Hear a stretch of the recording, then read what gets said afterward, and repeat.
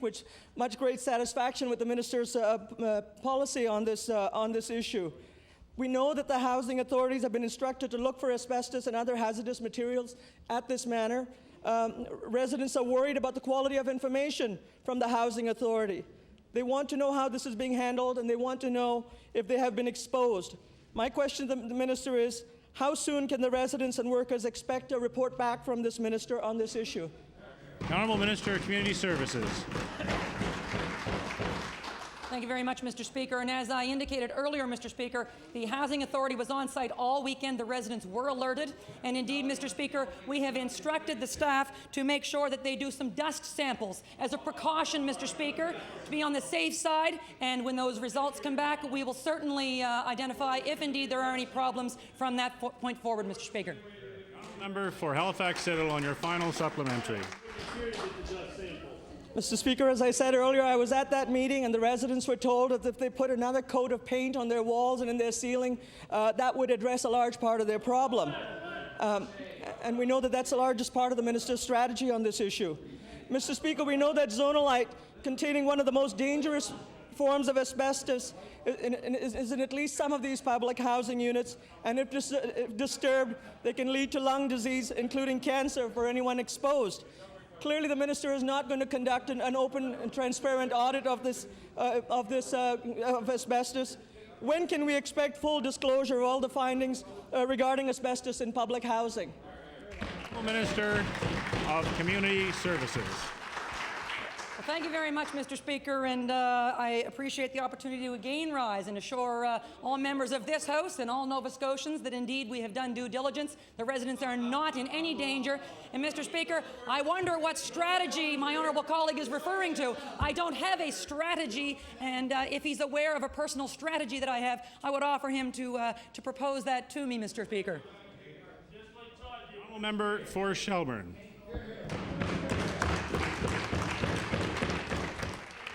Thank you, Mr. Speaker. My question is to the Premier. Mr. Speaker, for 30 years, I repeat, 30 years, the residents of Western Shelburne County have been waiting for a nursing home to be built.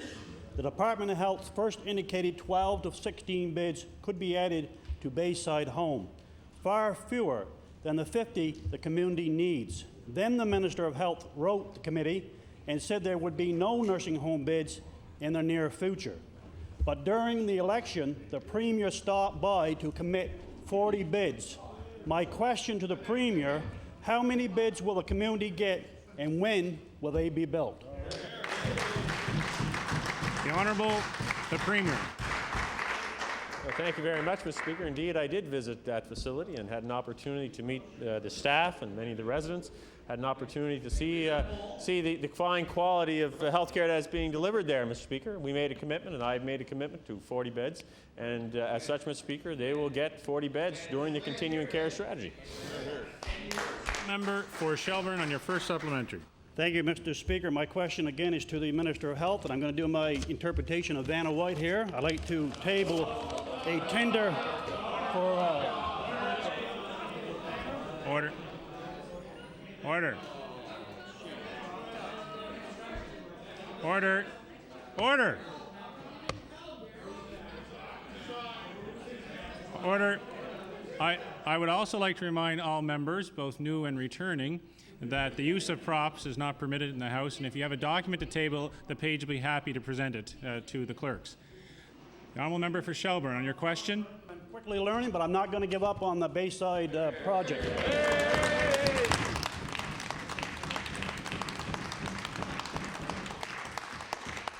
Mr. Speaker, I tabled the tender for Brass Hill Manor, which dates back 30 years, and I'll repeat, I'm going to say it repeatedly, 30 years. Let's all say it together. 30 years. The residents of Western Shelburne County are tired of broken promises.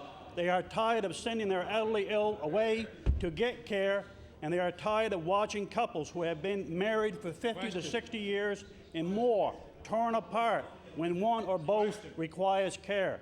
My question is to the Minister of Health. What assurances will be given today that this government will finally address the complete lack of nursing home beds in Western Shelburne County?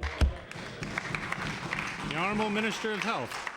Thank you very much, Mr. Speaker. And I want to maybe dispel some of the myths about Bayside. Bayside, of course, is a facility in Cape Island and Clark's Harbor that basically is a residential care facility, which we'll be transferring, and we're very happy to announce that last week, the transfer of the existing 20 beds, or 22 beds that are there today.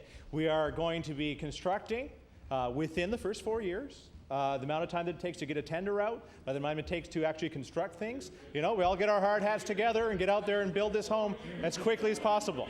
So I'm saying that since it's been 30 years that we've been waiting for a home in Bayside, that they will finally have what they deserve.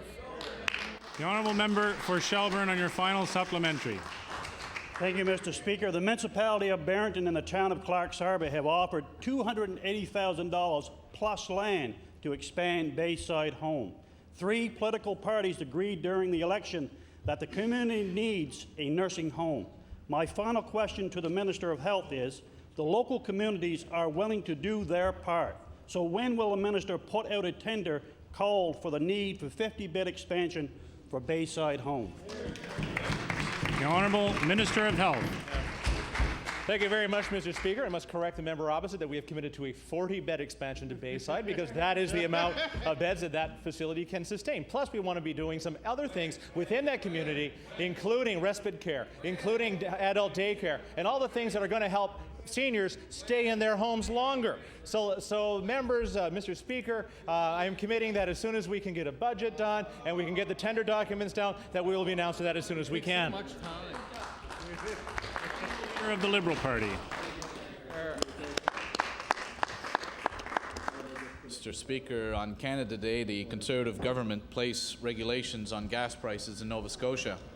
It has been shown quite clearly that this will not help motorists and in fact will cost Nova Scotians more at the end of the day. Nova Scotians woke up on Saturday to see higher gas prices in our province as a direct result of regulation. My question to the Premier is, when will his government finally focus on lower gas prices for Nova Scotians? The Honourable the Premier. Thank you very much, Mr. Speaker. Indeed, the leader of the Liberal Party is correct. We did introduce regulation on July 1st, Mr. Speaker. We are very clear in our intentions was to give stability to Nova Scotians, as well, Mr. Speaker, to provide additional opportunity for small retailers across our province, Mr. Speaker. And I believe that during the election and following, Mr. Speaker, that the people of Nova Scotia have spoken, and the majority of Nova Scotians want to see that stability in place. The Honourable Leader of the Liberal Party on your first supplementary. Mr. Speaker, the Premier continues to talk about stability and claims that by placing regulations on gas, we are going to have such stability. But let's face it, Mr. Speaker, this does not ensure stability for any long-term period. Gas prices can still fluctuate, and the consumers will continue to be gouged at the pumps. The bottom line is this: gas regulation is going to give consumers higher prices while not allowing for the so-called stability this Premier has promised. So my question to the Premier is, what is your plan when gas regulation fails to provide consumers with the stability and the lower prices that all Nova Scotians are looking for? The Honourable the Premier. Mr. Speaker, the reality is, and we have been very clear on this, the reality is in regulation there will be days where the gas prices will be lower, and there will be other days where it will be higher. But it will be a smoothing out effect, Mr. Speaker, which will provide that stability. The Honourable Leader of the Liberal Party on your final supplementary. Mr. Speaker, the federal government has recently lowered the GST on July 1st to 6%, but motorists are clearly not seeing this benefit at the pump. We are in a lose-lose situation here, Mr. Speaker, with the people of our province suffering the most. Regulation does nothing to protect consumers from price increases. It just makes certain that gas increases last longer. And my question to the Premier: why are you subjecting the citizens of Nova Scotia to a policy that can only take more money out of their pockets and into the hands of large corporations? The Honourable the Premier. Thank you very much, Mr. Speaker. As I said earlier, Mr. Speaker, there are a number things in place when it comes to the regulatory process. It will be handed over to the intention at this point, Mr. Speaker, is to move forward to the UARB later this fall, and they will be conducting appropriate reviews and such. There's also a mechanism in place through the regulations that on a yearly basis it will be reviewed. We want to make sure that this is in the best interest of Nova Scotians, and Mr. Speaker, we feel that that stability and predictability is what Nova Scotians want at the present time. The honourable member for Waverley, Fall River, Beaverbank.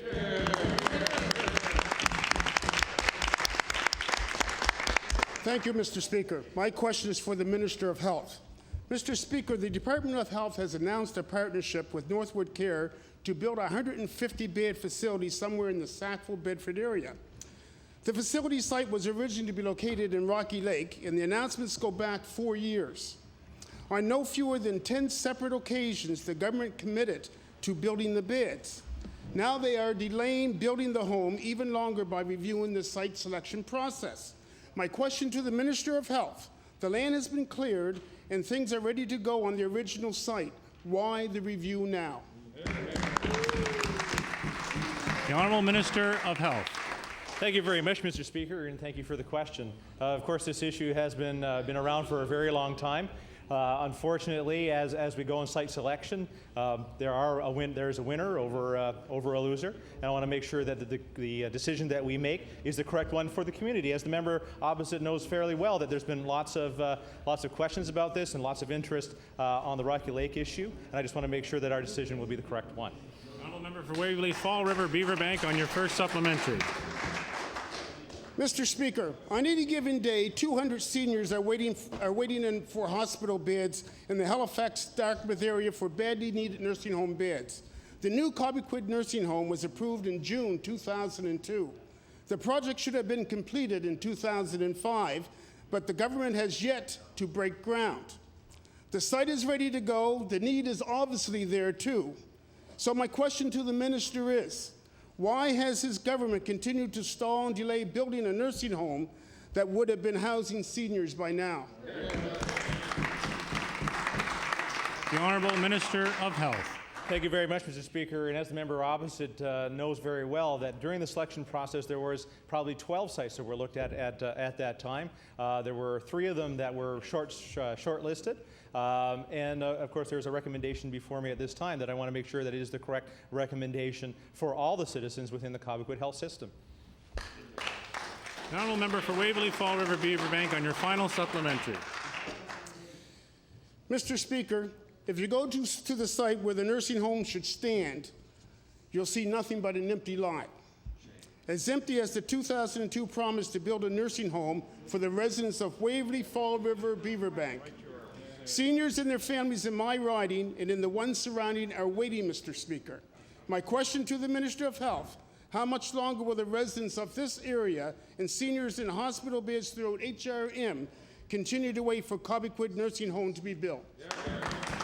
The Honourable, the Minister of Health. Thank you very much, Mr. Speaker, and I want to tell the member opposite and assure the member opposite that we'll be making a decision very soon. The Honourable Member for Dartmouth North.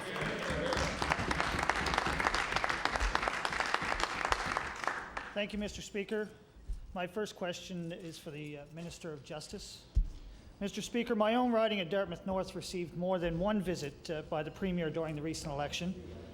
And my constituents and I were particularly interested in hearing a promise made back in May to hire an additional 250 police officers for the province. As the Premier reiterated at the time, Statistics Canada figures have shown that HRM is the violent crime capital of Canada. Premier said it. So my first question for the Minister of Justice is, how many of those promised police officers will take up root in jobs in Halifax-Dartmouth area? The Honourable Minister of Justice. Thank you, Mr. Speaker. And through you, I'd like to thank the Honourable Member for a very, very good question. Mr. Speaker, as the Honourable Member mentioned, he quoted a statistic that we're not very proud of in this end of the country. If I can tell the Honourable Member through you, Mr. Speaker, that this Department of Justice and this government is working with municipalities, with the chiefs of police, particularly the chief of police here in the HRM area, and with the chiefs of police in Nova Scotia to ensure that we provide the additional officers where they will be needed throughout this province. Mr. Speaker, 200 was the number mentioned by the Premier, and 250, and I can tell you, Mr. Speaker, that we will work with the municipalities and the RCMP over the next number of years to ensure the proper number of police officers are put where they need to be in this province. The honourable member for Dartmouth North on your first supplementary. Mr. Speaker, in recent years, the people of Dartmouth North have had to endure high incidences of juvenile crime, including vandalism, intimidation, and swarming. Much of this crime is the outcome of poverty, instability at home, and the fact that many of our young people feel alienated and disenfranchised with society.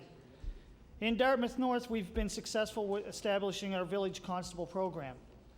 It's been useful in making and outreaching with contact with the young people in the community, in schools, and in helping them steer back on course. Right on. My second question to the minister is how many of those promised 250 police officers will be directed towards village constable and community policing? Good question. Good question. The Honourable Minister of Justice. Thank you, Mr. Speaker. And again, through you to the honourable member, as I mentioned earlier, we will be working with the municipalities, with the chiefs of police, with the police departments and agencies and RCMP throughout the province to determine where those police officers should be stationed. As well, Mr. Speaker, I'd like to mention as well that it has been identified that enforcement is not the only issue that we have to deal with. The issue of we have to deal with the root issues of crime that we are facing with throughout this province, and we, through the Department of Justice, through various programs, Mr. Speaker, some of which are before this House today, which we'll be looking for the NDP support on in regards to bills, will deal with that very issue, the root problem of crime in this province, Mr. Speaker. Thank you. Honourable member for Dartmouth North on your final supplementary. Mr. Speaker, additional police forces and resources, much as they are needed, are only one part of the answer to our juvenile crime problems. Tell them about it, brother. Crime prevention legislation and resources to deflect our young away from bad life choices are just as important. Mr. Speaker, my final question for the Honourable Minister is, will this government finally commit the needed resources to provide positive alternatives for youth and youth in conflict with the law? Good question. Good question. The Honourable Minister of Justice. Thank you, Mr. Speaker, and again through you to the honourable member. As I stated earlier, and I'll continue to state, my Department of Justice and this government will continue to work with all the stakeholders to ensure that we do what we can to help youth in this province from conflict with the law. Again, it's not merely just a matter of enforcement, but it's a matter of looking at various programs, legislation that not only are here in Nova Scotia, but across this country, which is we are in the process of doing now, which will help deal with those issues the very member brings forward to this House. Thank you. The Honourable Member for Glace Bay. Thank you, Mr. Speaker. Mr. Speaker, my question is for the Minister of Fisheries, Mr. Speaker. Mr. Speaker, unfortunately, I have to rise today to tell you that Clearwater's Highland Fisheries plant in Glace Bay is still closed, and it has been closed for some time now due to a lockout, Mr. Speaker. The government has refused to appoint a mediator to find a viable solution to the problem for both sides, and it now appears that the plant will be closed until at least next year, Mr. Speaker, perhaps even longer. So my question to the Minister of Fisheries, Mr. Speaker, what further action is the Minister going to take to assist the 100 locked-out workers at Highland Fisheries in Glace Bay? The Honourable Minister of Fisheries and Aquaculture. Yes, thank you very much, Mr. Speaker, and the honourable member opposite is quite right. There has been a lockout situation since quite some time in Glace Bay. We have met with the company, we have met with the workers down there. It's an unfortunate situation, but as it stands now, the plant is closed. Honourable Member for Glace Bay on your first supplementary. I think we knew that. Mr. Speaker, Highland Fisheries is an important part of Glace Bay's economy. Surely the Minister understands that the workers are now in dire straits, Mr. Speaker. They've refused a mediator, to appoint a mediator. And, Mr. Speaker, one of the questions I'd like to ask the Minister then, what does the Minister expect Clearwater is going to do with its fish quotas now that the plant is closed until next year? Fish quotas that were supposed to be processed at Glace Bay's Highland Fisheries plant. The Honourable Minister of Fisheries and Aquaculture. Thank you very much, Mr. Speaker. And Mr. Speaker, as a result of the shutdown at Glace Bay, Highland Fisheries, the company lost their buyers. They had no place to buy the product. crab, ground fish. So, Mr. Speaker, the markets are gone. So it's going to be until 2007 before they're trying to get those markets back, and they will work on it. Honourable member for Glace Bay, and your final supplementary. Thank you, Mr. Speaker. The lockout is now into its fourth month. The government, the people in Glace Bay need a government who's going to help them now. The Minister of Fisheries has thrown his hands up in the air and said, there's nothing we can do. The workers are complaining about being kept in the dark. Nobody will even meet with them, Mr. Speaker. So my final question is to the Premier of this province, Mr. Speaker. Mr. Premier, your minister has given up on those workers in Glace Bay. Will you take it upon yourself, Mr. Premier, to arrange a meeting, make Clearwater attend, and address the concerns and needs of those workers in Glace Bay, Mr. Premier? The Honourable, the Premier. Thank you very much, Mr. Speaker, and I can assure the member I realize it's a big issue in the Glace Bay community. I can appreciate that because I have similar situations in my own riding. Mr. Speaker, the Minister of Fisheries and Aquaculture has been very clear. His department and he himself is working diligently on this issue. There are a number of components to this issue, and we will do all we can, Mr. Speaker, to see that and we all hope that we see a return of those jobs next year, Mr. Speaker. The Honourable member for Pictou East.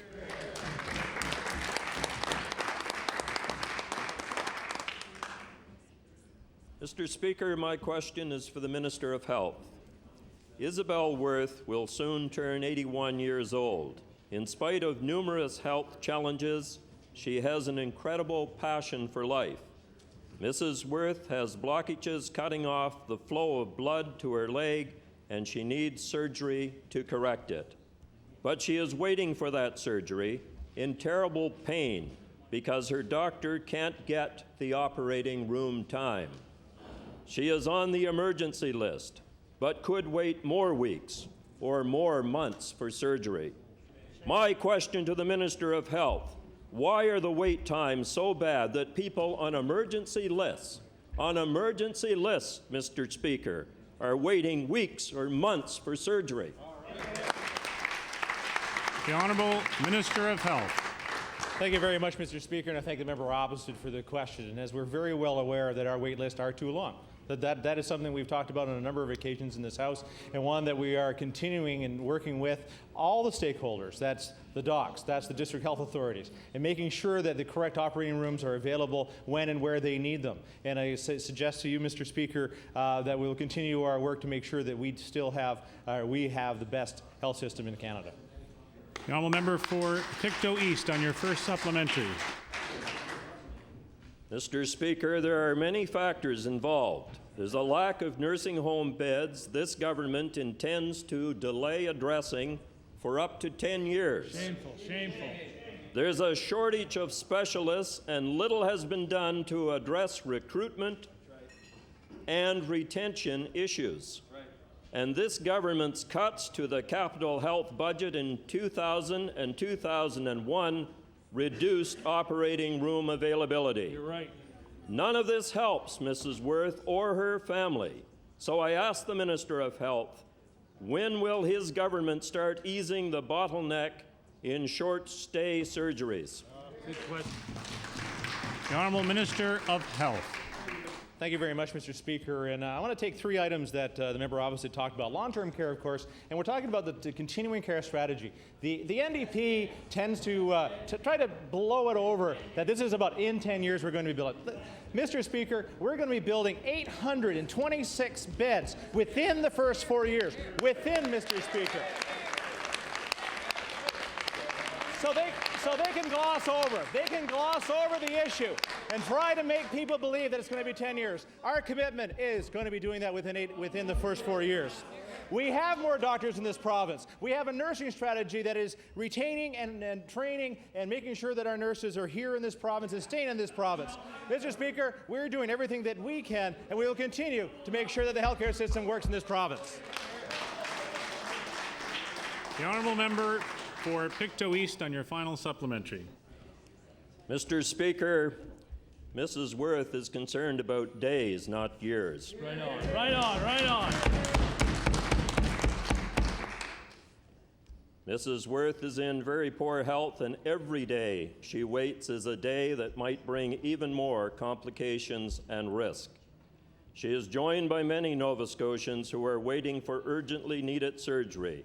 My question to the Minister of Health is, what message can I take back to Mrs. Worth and her family on his behalf? There you go. The Honourable Minister of Health. Thank you very much, Mr. Speaker. And I can tell the member opposite that there are many people in this province that are in the same situation. And I would do as I would do for any member in this House, that if you bring that information forward, that we'll try to help Mrs. Worth as best we can. Yes. The Honourable Member for Halifax Citadel. Thank you, Mr. Speaker. Mr. Speaker, my question is for the Minister of Immigration.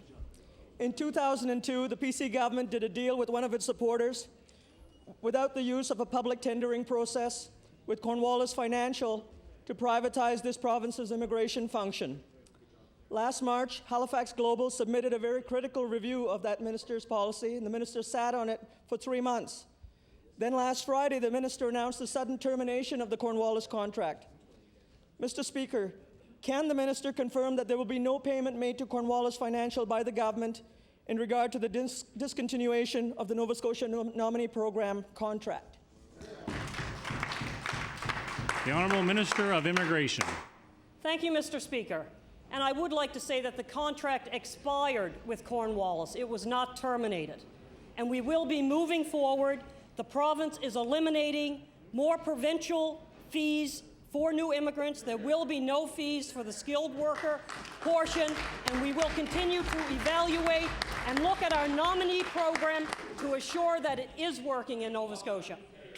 Honourable Member for Halifax Citadel on your first supplementary. Mr. Speaker, clearly the minister doesn't want to answer that question as to whether or not there will be a financial penalty for discontinuing that program. Mr. Speaker, last Friday's announcement did not include any changes to the Nova Scotia Nominee Program's economic stream. The 400 families that have applied to move here this year must still give a local business $100,000 and pay over $30,000 in fees. In return, they receive just $20,000 for 6 months work experience. Halifax Global, in its critical review, described this situation as unique in Canada. The NDP has consistently pointed out that it is unique for all the wrong reasons. So my second question is, when is the minister going to abolish this program and introduce a fair, equity-based economic immigration stream? The Honourable Minister of Immigration. Thank you, Mr. Speaker. And when we look back over the last 2 years, the nominee program has definitely benefited this province. Numbers are up 8.5% in the last 2 years alone. And we will continue to look at the nominee program, to look at the economic component, to make sure that it is working and do a complete review of that program. The Honourable Member for Halifax Citadel on your final supplementary. Mr. Speaker, the government's own review described the program as not working. Mr. Speaker, just 1% of the thousands of immigrants who come to Canada come to Nova Scotia. The Halifax Global report states that a key reason for her department's poor performance is a lack of investment in networks and settlement services for new Canadians. Perhaps we should call her the Minister of Outmigration. Does the minister know that only 40% of this paltry amount, 40% of 1%, stay here after coming to Nova Scotia? What is the minister's plans for dealing with this failure rate? The Honourable Minister of Immigration. Mr. Speaker, again, the increase in immigrants into this province over the last 2 years has been 8.5%. When we look at what has happened in the fee structure, we are going to eliminate the $5,000 fee that is going to be was charged to skilled workers. This will increase the amount of skilled workers in this province so that we can move forward to definitely prosper economic growth in rural Nova Scotia. The Honourable Member for Annapolis. Thank you, Mr. Speaker. My question is for the Minister of Health. For the past 6 years, the Middleton and Area Nursing Home Society has been waiting patiently for the government to give them an answer. In 2004, the government told residents that the needs of the community were being assessed by the department. Days before the election was called, additional nursing home beds were announced. However, there was no specific announcement for Middleton. So my question to the minister is just how long do the residents of Middleton have to wait for a formal announcement around a nursing home? The Honourable Minister of Health.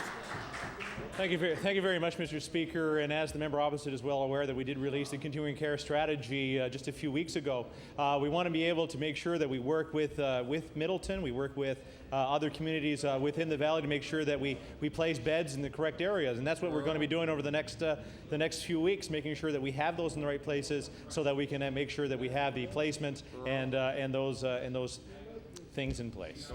The Honourable Member for Annapolis on your first supplementary. Thank you, Mr. Speaker. During the most recent election campaign, commitments for 40 nursing home beds were received from all three parties. As I'm sure the minister is well aware, the Premier has committed to 40 nursing home beds in place before 2008. Given that the Premier has made such a commitment to the residents means that the department must be ready for an announcement. So my question to the minister is, when will the Department of Health make an official announcement and go to tender for the 40 nursing home beds promised to Middleton by the Premier? Honourable Minister of Health. Thank you very much, Mr. Speaker. And as the member opposite is aware, that as we look at the numbers, making sure that we have the correct distribution across the province. And if the member opposite suggests that that is an underserviced area, then I'm sure that the Middleton will get what is due. Hear, hear. The Honourable Member for Annapolis on your final supplementary. It's not the member from Annapolis suggesting that. It's the Premier said that he would provide 40 beds during the election campaign. I welcome the Premier to the debate, Mr. Speaker. I've been telling him that for 3 years. So I'm asking again to the Minister of Health, will the minister commit that he will make an announcement in Middleton before the end of July that will ensure that the residents of Middleton have their new nursing home that the Premier committed to during the election campaign? The Honourable Minister of Health. Thank you very much, Mr. Speaker. And as again, I reiterate that through the continuing care strategy that we've committed to 826 beds within the first 4 years, 1,320 beds within the next 10 to make sure that we have the right facility in the right place in the right communities across this province. And if the members suggest that it's an underutilized area, I'm sure we'll get its due consideration. The Honourable Member for Cape Breton Centre. Thank you, Mr. Speaker. Mr. Speaker, my question is to the Minister of Municipal Relations. We know about a week before the election call, there was an announcement made about sewage treatment for the Dominion area over to Cardigan's Brook. And then just as the election trotted on, the Premier trotted out on, got some Dominion sand in his shoes, Mr. Speaker, I think it's first time. But Mr. Speaker, what's really needed there, that was one good announcement, but for the fullness of the effect of protecting that beach, we need sewage treatment from the Waterford on down past Lingan in that area, an area I may say that has already been set up because of the foresight of the late Dr. Danny Nathanson. So I want to ask the Minister of Municipal Relations, has he entered into negotiations with CBRM to finalize that section of sewage treatment? The Honourable Minister of Municipal Relations and Service, Nova Scotia. Thank you, Mr. Speaker, and I thank the member for that question. The short answer is no.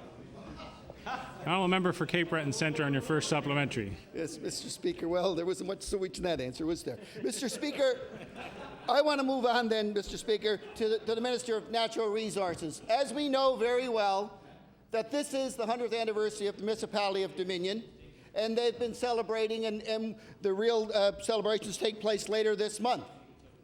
But the centerpiece, that I've often said in this House, Mr. Speaker, is the sandbar, the Dominion Beach area, an area that's under the responsibility of DNR. So I want to ask this minister what he's doing to assure that the boardwalk will be in perfect condition, will be cleaned up and ready for go when those celebrations start in 2 weeks' time. The Honourable Minister of Natural Resources. I'm Mr. Speaker. It's in New Brunswick. Yes, thank you, Mr. Speaker. And Mr. Speaker, I'm sure the member opposite that the staff, the Department of Natural Resources, are looking into this issue, and the answer will be forthcoming soon. Honourable Member for Cape Breton Centre on your final supplementary. You know, we've had one of the finest communities in this province with 2 non-answers from 2 senior ministers. This is their 100th anniversary, Mr. Speaker, and this government has turned their back on them. Was it just pre-election promises, or do they care about that little municipality, Mr. Speaker? It's extremely important in this day and age that municipality be given every chance to proceed, Mr. Speaker, and this government is turning its back. I want to ask the Premier, why have you done this? The Honourable the Premier. Time for a question period has expired. Government business. The Honourable Government House Leader. Thank you, Mr. Speaker. I'd like to call the order of business government resolutions, and I'd like to resume the debate on speech from the throne. I believe there are a number of members who wish to speak. Resume debate. Reply speech from the throne. The Honourable Member for Queens.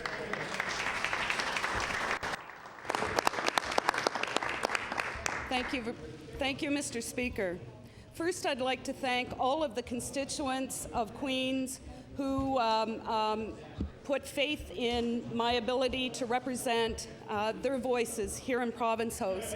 And I'd like to thank all of the many volunteers who helped put me here as well through their hard work and endless dedication to see me elected here in House.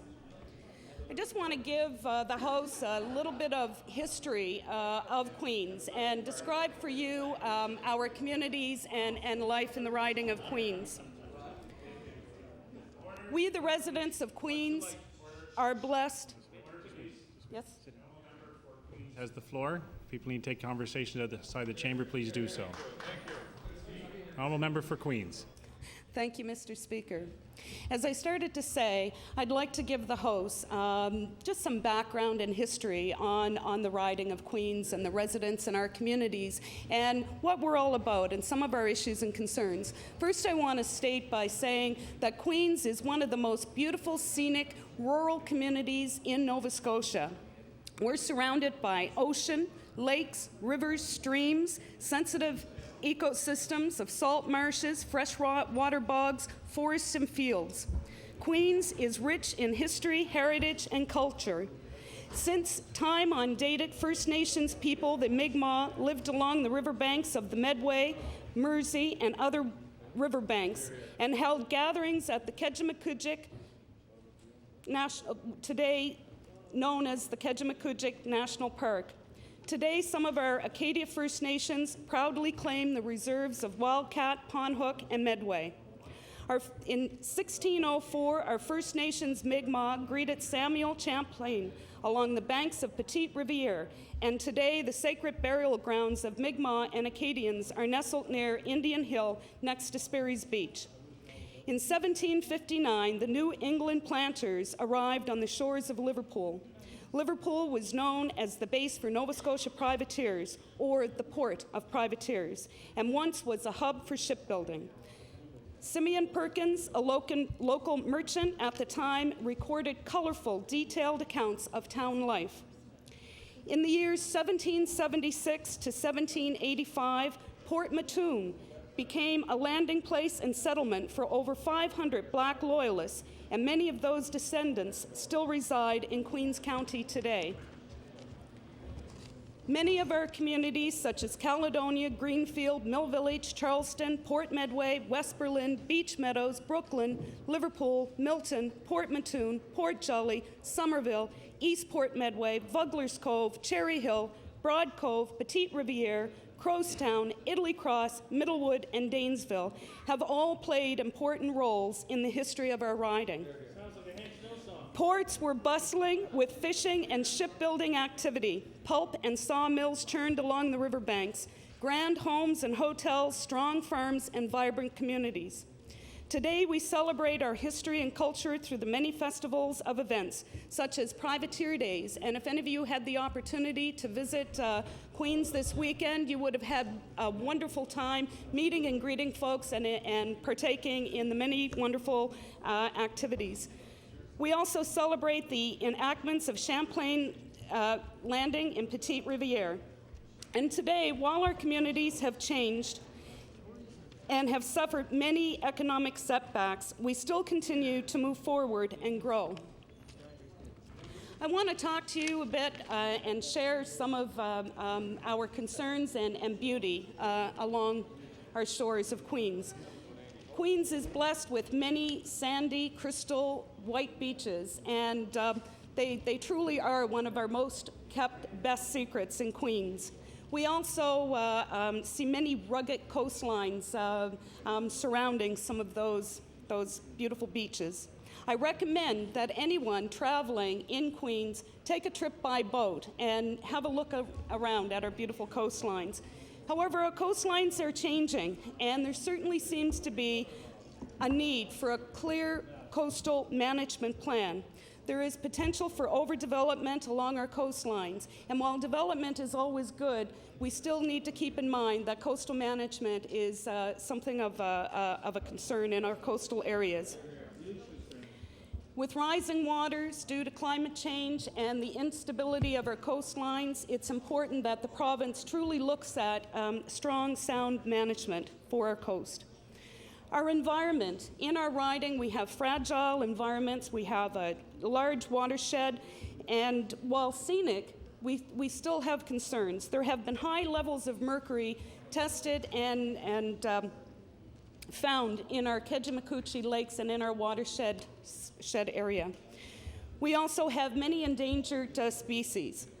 Most known is our endangered species, the piping plover, and we also have been known to have many species at risk. And just last week, it was noted in the media that Queens has many endangered species, plant species at risk.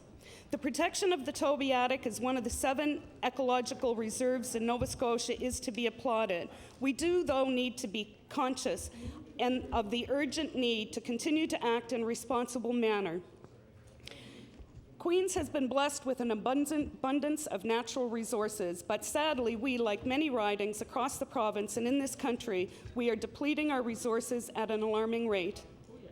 It is of utmost importance that we bring together all of the stakeholders and plan for the future.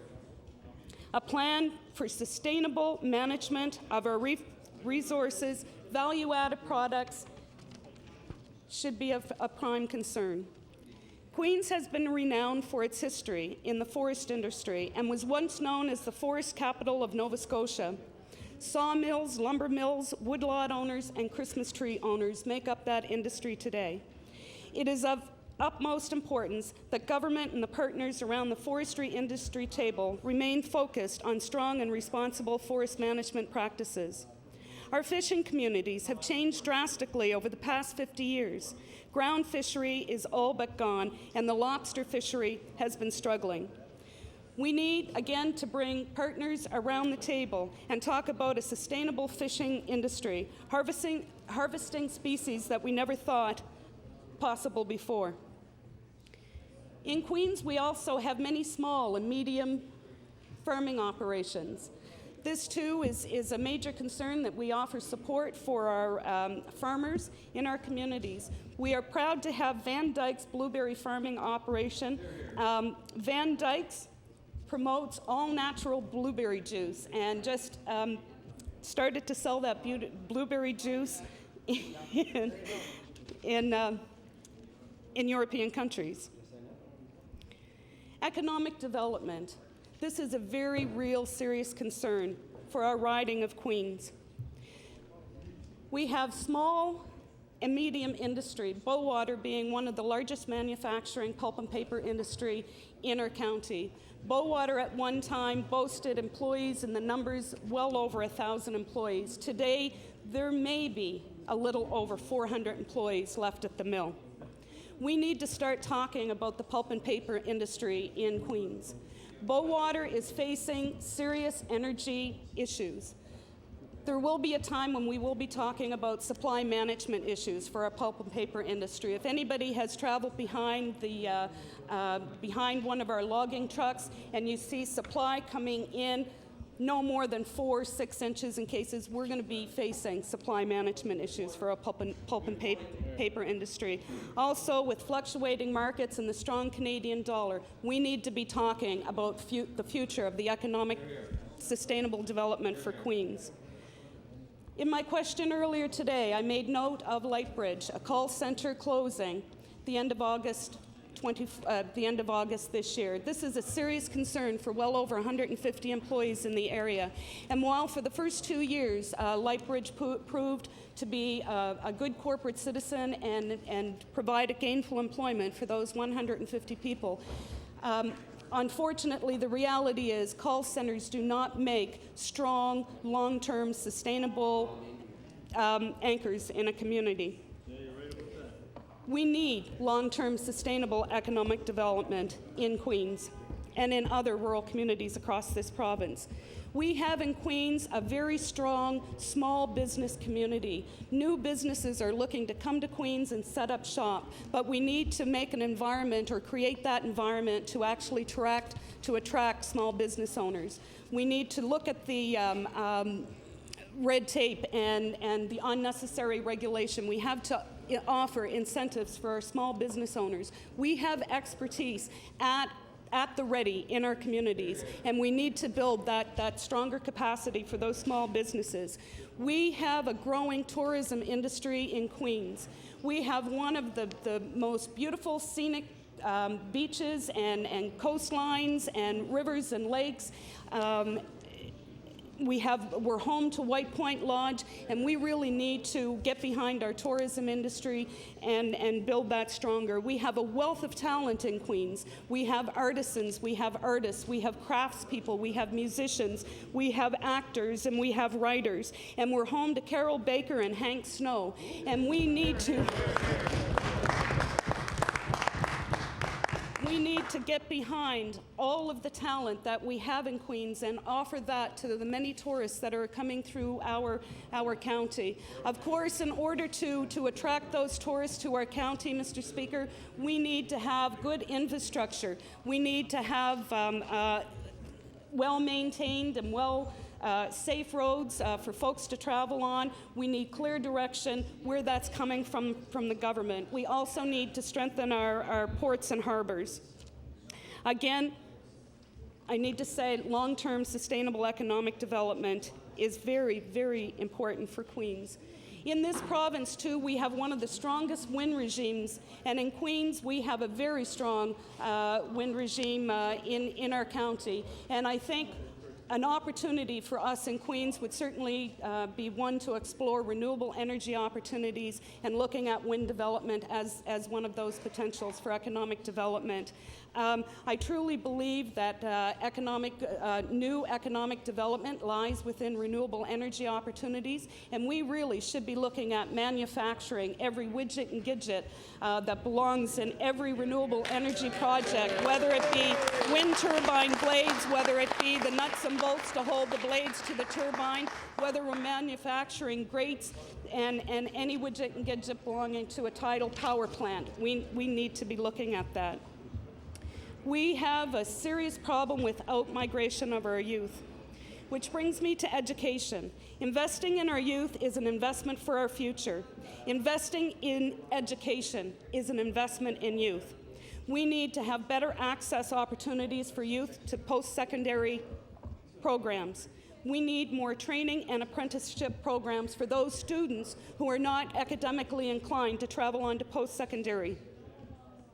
We are losing youth in our Queens riding at an alarming rate. During the election campaign, I met probably no less than 25 young families who are seriously considering pulling up stakes within the next couple of months to move from Queens and to head out west where they can find stable economic employment. This is a crime to see our youth leaving our counties, to leave rural Nova Scotia. Our health issues. We have seen many cutbacks to the service of our Queens General Hospital. We no longer have an obstetrics unit where a family can go and deliver their children. But then if they're all pulling up stakes and heading out west, they're not delivering babies in Queens General either, I suppose. The South Shore Regional Health Board, I understand, is moving forward to an expansion with our hospital. And I'm looking forward to meeting with the South Shore Regional Health Board and also the Honourable Minister of Health to move forward on that project. This is something that will really create a lot of benefit, a lot of economic benefit, and also address some of our healthcare needs, our immediate healthcare needs in the riding of Queens. And so I look forward to working on that expansion. Health takes me to seniors, and when I'm thinking about seniors, I'm thinking about my grandmom, who is 87 years old, and just recently, about 4 months ago, suffered a major stroke. My grandmother has been one of the key figures in my life to help me shape the person that I am today. My grandmom was always there for me, and she is a true matriarch of our family. While I was growing up, I was surrounded by seniors all of my life. I have the greatest respect for our seniors in our communities.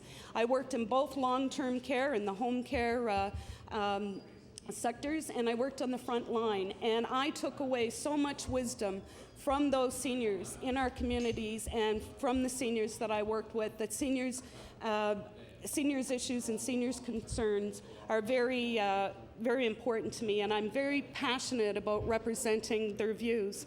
I want to talk about home care and the government's plan to invest in a long-term continuing care strategy. While it's certainly commendable that the government is looking finally at that long-term continuing care strategy, I think it is a little bit late. It's a little bit late in the making.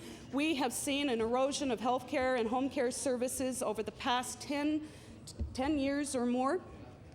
We have seniors in their homes hoping to live independently with the help of those home care services, and unfortunately, many of them are not able to make it independently. We have stressed out caregivers, family caregivers providing care to their loved ones, and it's so unfortunate that we have taken services away from our home care clients, and we've placed that burden on the family caregivers. Let me tell you that in my 8 years of serving as a frontline worker in home care, what I can tell you, I have seen such an inefficiency and such mismanagement of a continuing care strategy. When I first walked in through the doors to home care, I was hired as a home health aide.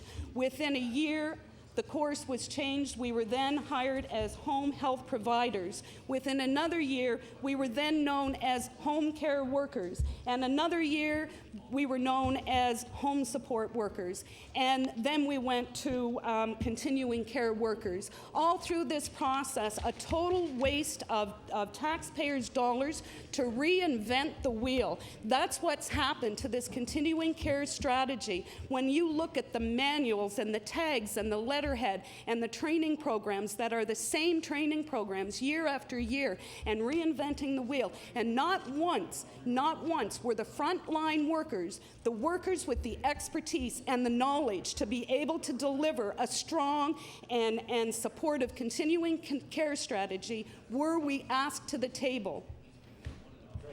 That is a crime.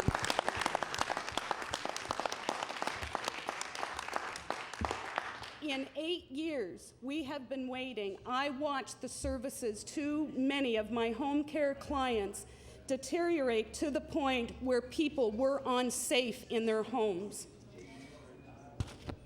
We need a strong continuing care strategy, and I really encourage this government, when they walk through that process, that they talk to those frontline workers, the people with the expertise and the knowledge, and those caregivers, those family caregivers at home, and also the clients receiving the care. I met during the election a lady receiving the barest of home care services. She has MS. She is totally confined to her bed, and when she's not confined to her bed, she's confined to her wheelchair. This lady is perhaps about 48 years old. Her husband works full-time in the fisheries. He's working day and night just to make ends meet. She requires home care every day for personal care services. What's happened is the services have been cut so drastically that her 85-year-old mother, who is in need of care herself, is assisting her daughter with peeling of vegetables and with doing other menial tasks in the home, which should be part of that continuing care strategy. I want to talk about poverty in Queens. We have a growing number of families and individuals who are struggling to make ends meet. Some are just not making it. We have had an increase in trips to our local food bank almost tenfold in the last several years. I have met people here in Queens with no running water. This is 2006, and we have people in Queens still living with no running water and adequate washroom facilities in their home. This is a disgrace. We have people that are waiting on housing lists for affordable housing. Just 2 days ago, I received a plea from a family who are homeless in Queens. And who would have thought, when I read back through the history of Queens and our vibrant communities, when everybody had a home, that in Queens we have homeless families, and this is a crime. We need to address the growing level of poverty in Queens by coming out with better incentives, long-term sustainable economic development for our area. We also need to have better training and apprenticeship programs for those individuals that are not wanting to move away, pull up stakes and move away, and for those young people who are not looking at post-secondary education. We really need to address the issues of poverty. We really need to give these folks a hand up. I want to conclude with comments made on community volunteers and what really makes Queens the vibrant place that it tries to be in its place in Nova Scotia.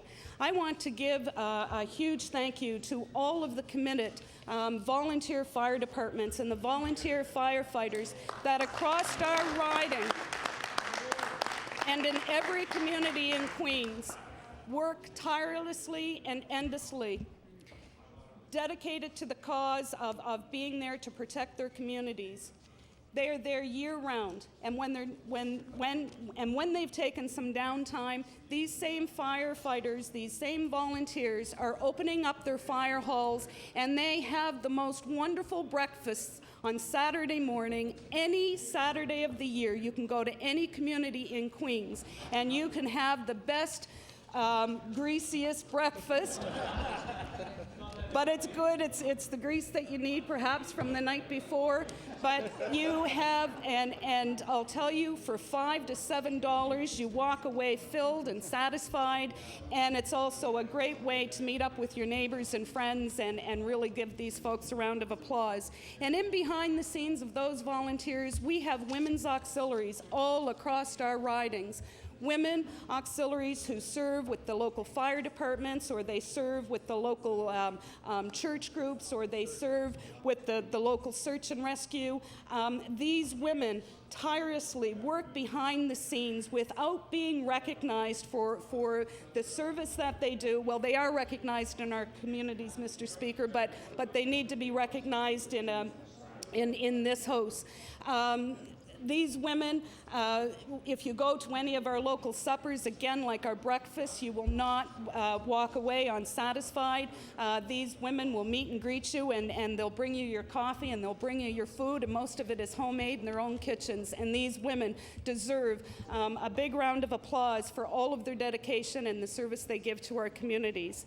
I want to talk about the Kiwanis. I want to talk about the Kiwanis clubs and the Lions clubs and the Key clubs and also the parent support groups and also the church groups and all of the volunteers that support our recreation center. These volunteers, year in and year out, and our members of the Legion, year in and year out, raise funds for the less unfortunate in our riding. These people deserve to be applauded, and they really make our community tick. I want to ask to the members of this House, if you're traveling sometime through the summer months, and if you get a little bit of time where you're just kind of thinking, well, where would I like to go for the weekend, or where do I want to go for the week? And, you know, I suggest that as many members or all members of this House travel at least once to the great riding of Queens. And I can tell you that you will not be disappointed. And if you're watching the papers and you're watching all of the great advertisement for the riding of Queens, maybe you'll hit town when we have our famous International Theatre Festival, or maybe you can come next year for Privateer Days. And we've now become renowned for our International Ukulele Festival, and that was a new festival created this year, and it was an amazing event. And if you ever wanted to hear a group of ukulele players strum out some Beatles retro or some Elvis Presley, it was quite impressive. And I'd like to encourage as many of you too to maybe come out within the next couple of weeks. We have the world famous Plank Salmon Supper in Greenfield. And I can tell you, this Plank Salmon Supper put on by our tireless volunteer firefighters is world famous. Just that, it is world famous. Be prepared to wait though at least 3 to 4 hours in line.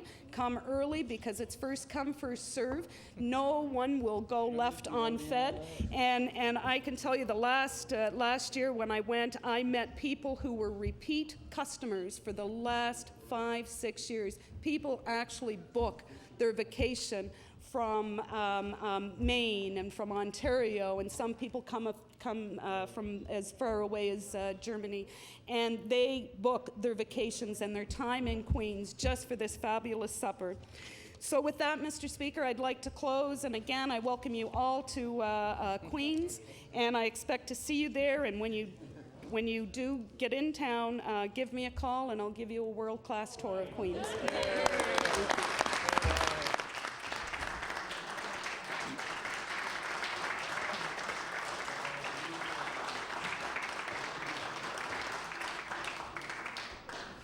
Thank you. The chair will now recognize the honourable member from Pictou East.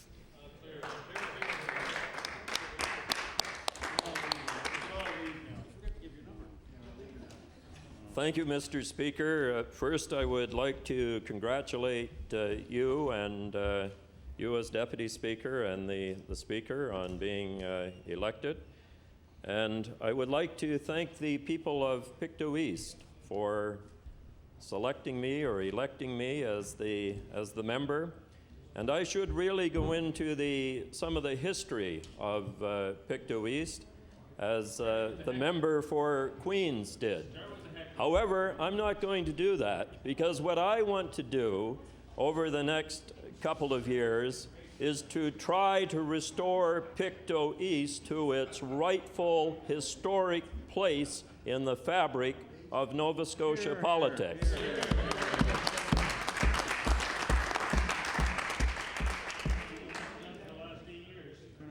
Mr. Speaker, I would like to make some comments first on the election itself in Pictou East.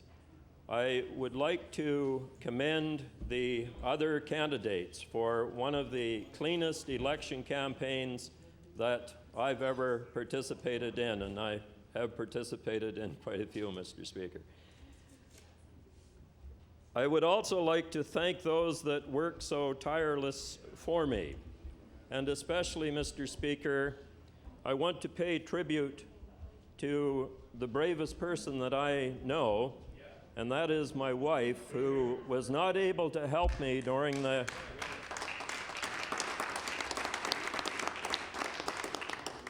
She was not able to help me during the campaign, even in making phone calls, because she has been fighting very courageously colorectal cancer. And if I'm a little bit sluggish this afternoon, Mr. Speaker, we were at the outpatient until 10 to 4 this morning. And we spent most of the night in the outpatients at the infirmary. However, my tribute to her is unbelievable. My my belief and respect in her just grows by the day, because she is such a fighter, and I expect her to be in the House in a few minutes. Well, I want to commend the government on what I believe is a good speech from the throne. Now, some of my colleagues here might not want me to do that, but I think it's an outstanding speech from the throne. And what interests me most, Mr. Speaker, what interests me most is the undertaking of the largest road building program in Nova Scotia in over 40 years. But, Mr. Speaker, my concern is how many years is it going to be spread over?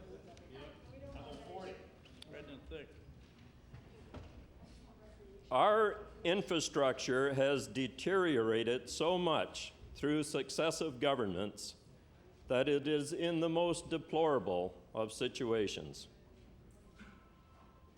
Most people that I speak with feel that it will be almost impossible to catch up. They find that it's going to be almost impossible to catch up when they've been let down for so many years.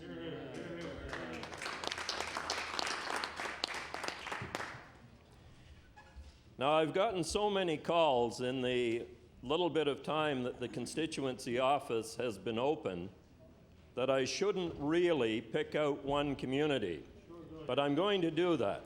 The community of Sunny Brae.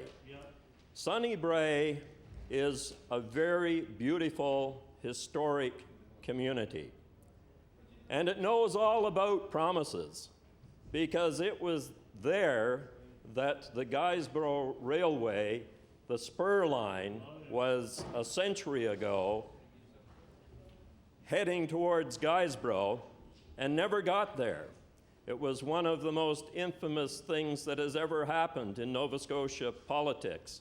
And those people have been used to promises. But the promises that they're used to also are promises of today that have not been fulfilled.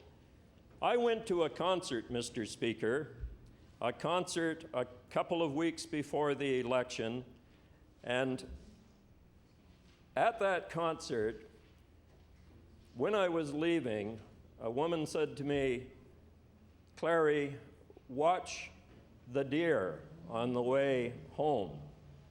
Mr. Speaker, it wasn't the deer that I had to watch. It was the hundreds of potholes along the way. You know, it's just deplorable that a situation like that exists. So far, I've had calls on the Foxbrook Road, the Mark Road, the Sinclair Island Road, the River Road, the Lismore Wharf Road, the Hillside Loop Road, and a host of others, Mr. Speaker. Mr. Speaker, I want to take a moment to talk about an American politician that I read about one time, and I thought he had a very novel idea. This politician wanted to keep his roads in good shape, so he got these rubber chickens, these flattened out rubber chickens that he kept in his constituency office. And any constituent could go in and pick one of these up. And if a constituent could place that rubber duck or rubber chicken in a pothole and it was below the level of the road, that politician took $5 out of his own pocket. Mr. Speaker, in Nova Scotia, we couldn't buy enough rubber chickens. And Mr. Speaker, the rural politicians paying out $5 a pop for every pothole, They'd be broke. not only would they be broke, they wouldn't have a pot to cook beans in.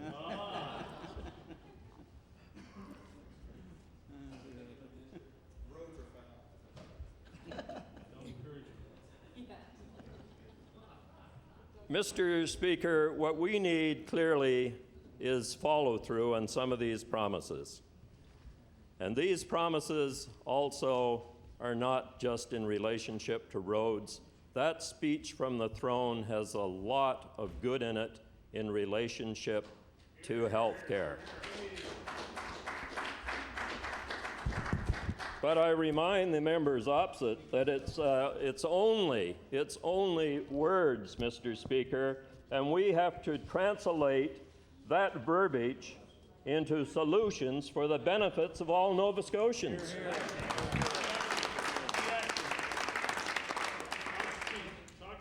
No more promises. In relationship to health care, I'm going to just give a few examples of situations that I have run into already.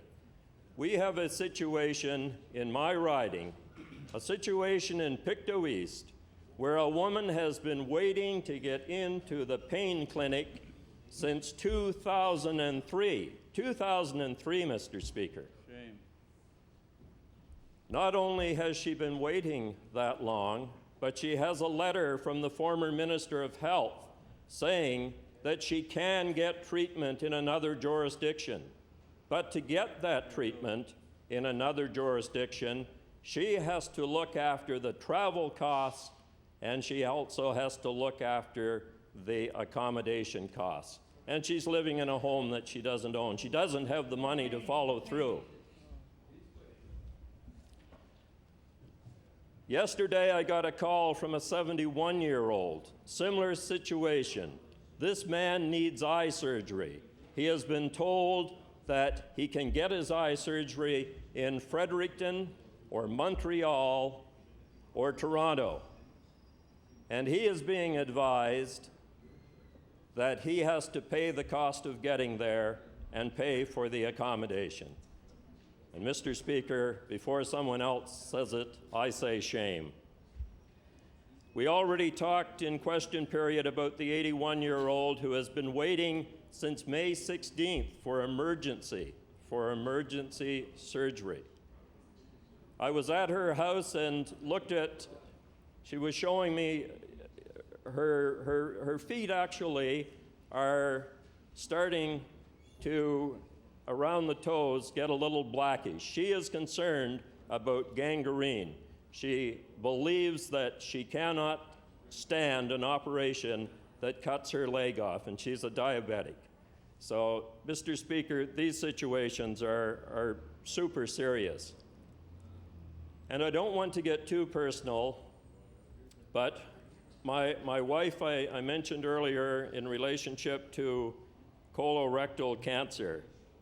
She has had 6 months of chemo and 28 days of radiation. In the middle of the election campaign, we went, as we did last night, to emergency. Her white blood cell count had dropped to 0.8, her temperature was 40, and situation was getting worse. The situation in emergency was that she remained in emergency for over 3 days. 3 days in emergency in isolation. 3 days in emergency in isolation, and the nurses said, now you see personally what this health care needs in Nova Scotia. We look at April as Cancer Awareness Month. Every month, Mr. Speaker, should be screening month. Every month, Mr. Speaker.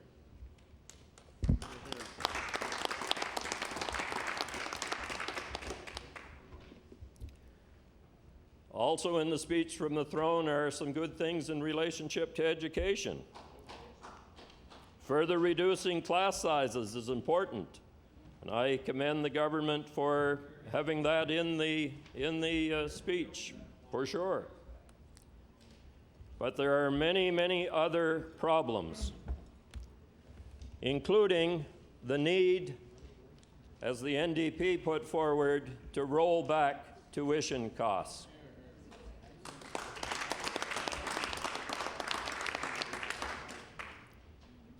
In my riding, there is a good elementary school, many good elementary schools, but one in particular is the W.A. McLeod in Riverton, and it is facing declining enrollments. An excellent school, very good infrastructure.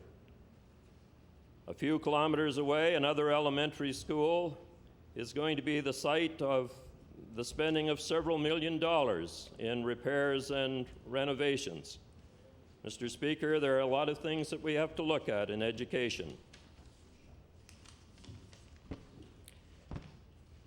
We also have to be aware of the need in that particular area and many others in my riding and elsewhere in Nova Scotia, no doubt, that there has to be some kind of after-school child care program.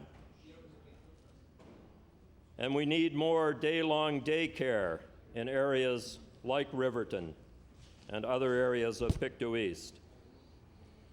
Outmigration is something that I want to talk about as well. Outmigration really affects Pictou County to a tremendous degree because we are, of the 18 counties, the second in outmigration, and this is in the age range from 18 to 24. These are 18 to 24-year-olds that are going away and never coming back. Not going away for their university or whatever, but they're going away to maybe come back for visits, but they're working elsewhere, and all kinds of people in Pictou East are not being able to see their grandchildren grow up, as is true throughout the province. So outmigration is, in fact, a concern that we want to deal with. In the speech from the throne, I want to talk about fisheries and agriculture and forestry for just a couple of moments. Establishing a new marketing program to encourage the purchase of local agricultural and fish products. Well, that's good. However, in Pictou East, our local products cannot be processed anymore. In Lismore, where there was an excellent plant, we have a very mature and well-trained workforce that is totally unable to find any work. They are going considerable distances, and the processing that used to take place there is now taking place in Prince Edward Island. Mr. Speaker, I want to appeal to the minister to meet with me and the others in Lismore at the soonest possible occasion to deal with this situation. It's one that merits a very close look, and I've already been working with a number of people in the area to try to do something.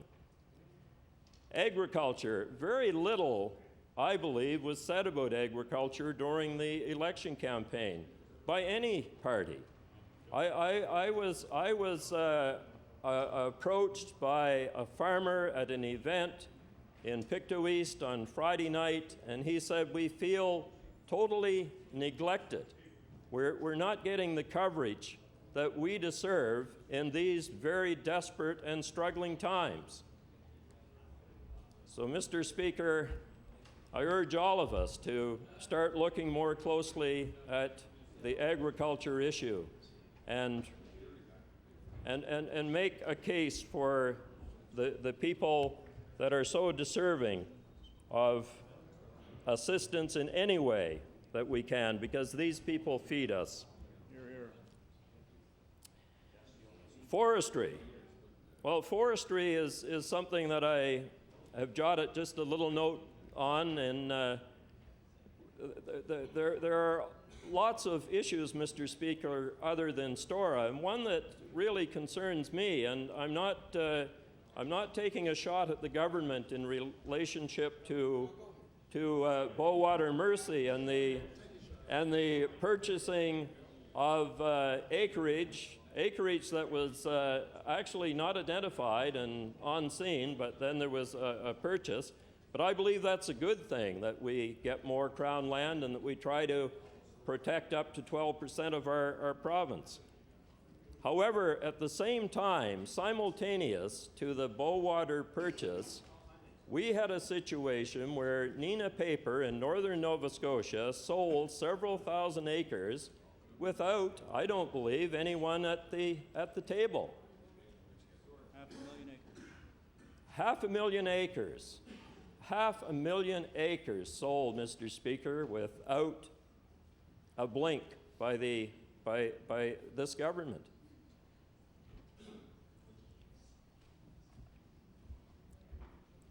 Mr. Speaker, I want to say that the former minister, the minister who was involved at that time, I don't think that minister would buy a truck not knowing the year or the make or the condition. And I think that is, in fact, what took place. In relationship to the environment, there are a number of issues in Pictou East. There's the Boat Harbor issue that has existed for about 40 years. There's the fly ash at the Nova Scotia Power Inc. There's methane drilling, and there's herbicide spraying on railroad beds.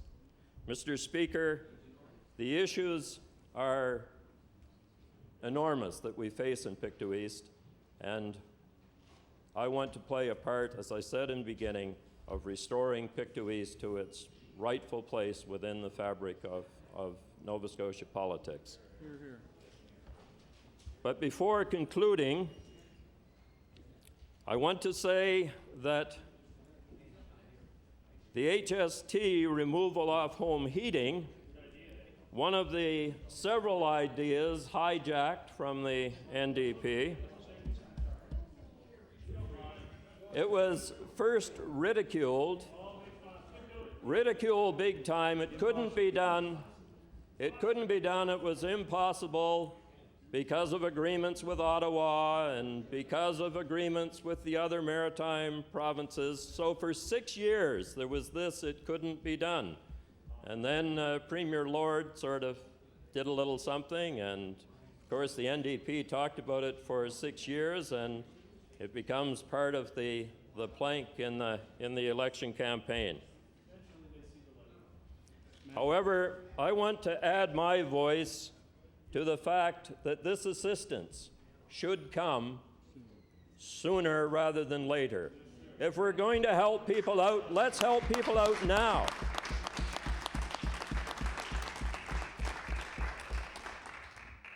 Help them in the fall, not in midwinter. Not on January the 1st, when so much of the heating has already been purchased. The electricity of Christmas is behind us.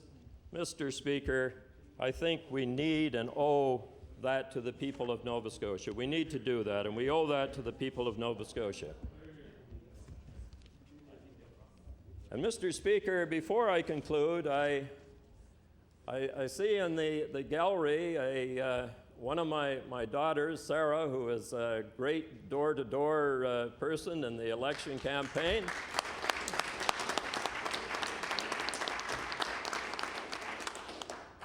And also, I have two of my grandchildren who have just come in as well. And one of them actually is called after Papa. Her name is Claire McKinnon, and her sister is Grace. And I would hope that you would please stand up.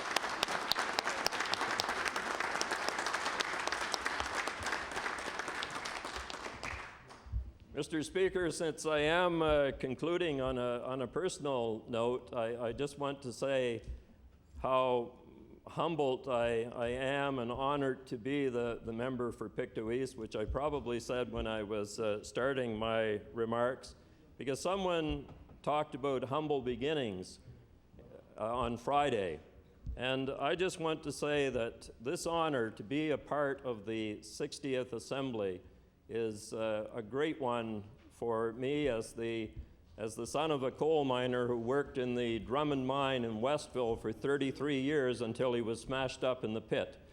And I do have one comment to make about my favorite person who has ever existed. And he did have a connection to this assembly, as not the 60th Assembly, but to this legislature, because as a young man, he was the recipient of a resolution of commendation for heroic rescue service and was presented with a gold medal by Premier Angus L. MacDonald. So I'm very proud of that background.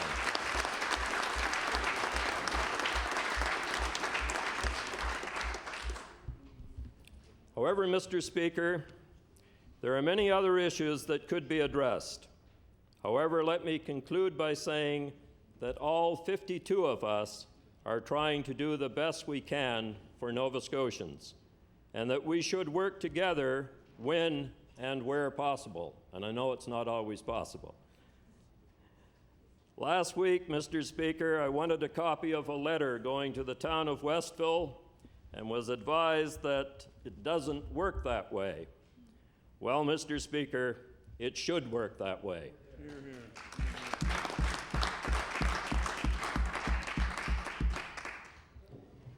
Let's work together for Nova Scotia and for all Nova Scotians. Thank you, Mr. Speaker.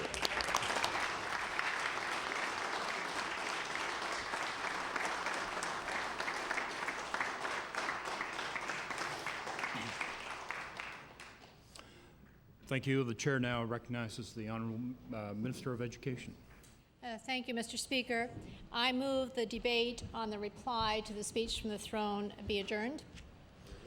The motion is for the adjournment of the debate on the speech from the throne. Would all those in favour of the motion please say aye?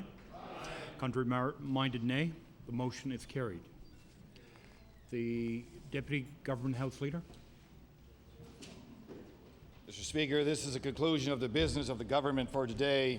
I would ask the House Leader of the official opposition to outline their business for tomorrow, as it is Opposition Day. Thank you. The Honourable, the official opposition House Leader. Thank you, Mr. Speaker. The hours for tomorrow will be commencing at 2 p.m. and after the daily routine, we will be calling resolution number 21 and resolution number 23, and the House will be adjourning at 6 o'clock tomorrow night. And I do move that the House now adjourn until 2 o'clock tomorrow afternoon. Okay. The motion is to adjourn until 2 p.m. tomorrow afternoon. Okay. It's a motion. Although, I guess, would all those in favour of the motion please say aye? Aye. Contrary-minded, nay. The motion is carried. Okay, we have arrived at the moment of interruption. The adjournment debate was chosen and announced earlier. Tonight's resolution is called, therefore, to be resolved that this government work towards the solution to the pollution caused by coal dust, ash, and petcoke in the community of Whitney Pier. Chair will recognize the honourable member for Cape Breton Nova. Thank you, Mr. Speaker. Mr. Speaker, I find it an ideal time, I guess, to say that this would be about the 4th or 5th time that I've sat in this legislature and stood in this legislature in my place to bring this problem of coal dust, petcoke, fly ash, whatever is flying all over the community, Mr. Speaker. Mr. Speaker, for over 100 years, this community has been polluted by steel making, coal dust being shipped out of the harbour, Mr. Speaker, and it continues to this day. Mr. Speaker, the Department of the Environment, the former minister from Queens, Mr. Speaker, went down last year to meet with the residents of this community to come up with a solution, Mr. Speaker. And here we are, a year later, the minister is no longer with us, and we still have the same problem, Mr. Speaker. Mr. Speaker, I don't know, Mr. Speaker. The people in this community have had enough. Enough is enough. This issue, I remember, Mr. Speaker, I brought a coal dust rag to this legislature, And I was told by the former speaker that props were not allowed in this, Mr. Speaker, because this rag might have been contaminated.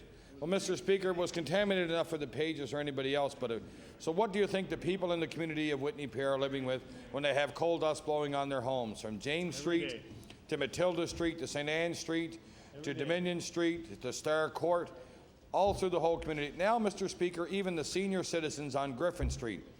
There's a gentleman in there, 88 years old, by the name of Mr. Mansfield, that turned on his air conditioner this week, and all that came out was coal dust or ash, Mr. Speaker. The Department of the Environment and Labour continually telling the residents and myself for the last 3 years since I was in this legislature, and I started here saying this in October the 8th of 2003 in my very first setting of the 59th General Assembly. And then the minister had said, we will investigate. And they continue to investigate, Mr. Speaker, and nothing has been done. All they keep saying is that, well, it's not Cisco, it's not Logitech, it's not Provincial Energy Venture, it's not the Terrapons. Who is it? It's the imagination of the people of Whitney Pier that this coal dust is in their homes, in their swimming pools, on their decks, in their fridges, their kids are playing in it, Mr. Speaker. When is it going to stop?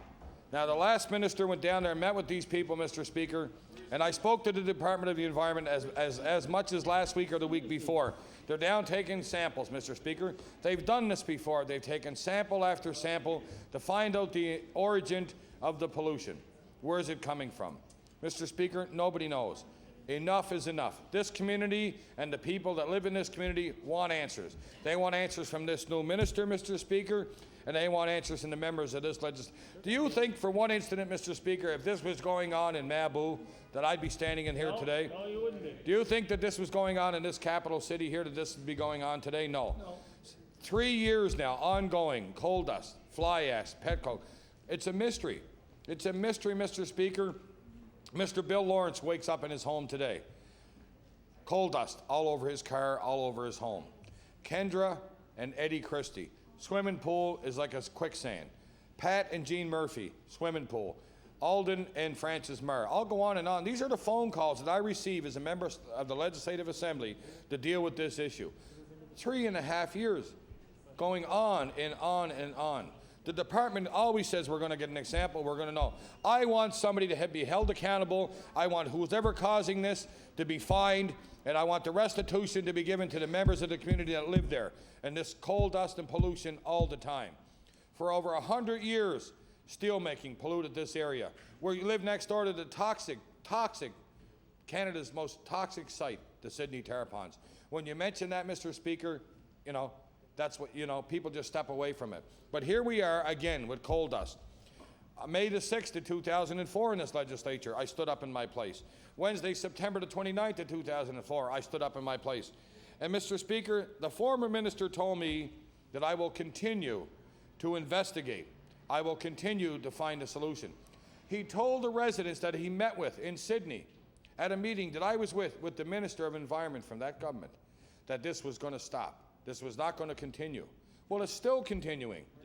This didn't stop. Well, Mr. Speaker, the minister is no longer here. We have a new minister. So I'm asking this minister and this legislature to do his job and step up to the plate here. And when they do the investigation, I want somebody charged. I want somebody to be held responsible, Mr. Speaker. Do you think if this was down in Annapolis, Mr. Speaker, in the beautiful Annapolis, and there was coal dust all over the place, that this would be going on? Do you think if they woke up every day with stuff all over their horns? What about down, Mr. Speaker, in Queens North? Do you think that this would, Kings North, I'm apologizing, Kings North. Do you think that his phone would be ringing off the wall every day asking him, waking up with coal dust? I have pictures upon pictures on files in my computer, in my office, of coal dust in the siding, in the swimming pools, on the decks, on the barbecues, in the homes, on the fridges, on the window ledges. It's everywhere. When is somebody in that government over there, Mr. Speaker, going to step up to the plate and find a solution to this problem? Instead of always finger pointing, it's not our fault, it's not Provincial Energy, it's not Logitech, it's not Cisco, it's not the Terrapons. Well, whose is it, Mr. Speaker? Each and every time somebody from the Department of the Environment goes down, they take a soil sample, they take a sample of it, and they look at it and they say, okay, we'll get back to you. They've never done anything. The people in this community are starting to turn the corner in this community. For a long time, we lost the steel plant. We lost the coal mines, the highest unemployment in Nova Scotia. So the little pride that we have in our community, in our homes, in our backyards, every day being polluted, Mr. Speaker. A little bit of pride, and the people are starting to turn the corner and going on.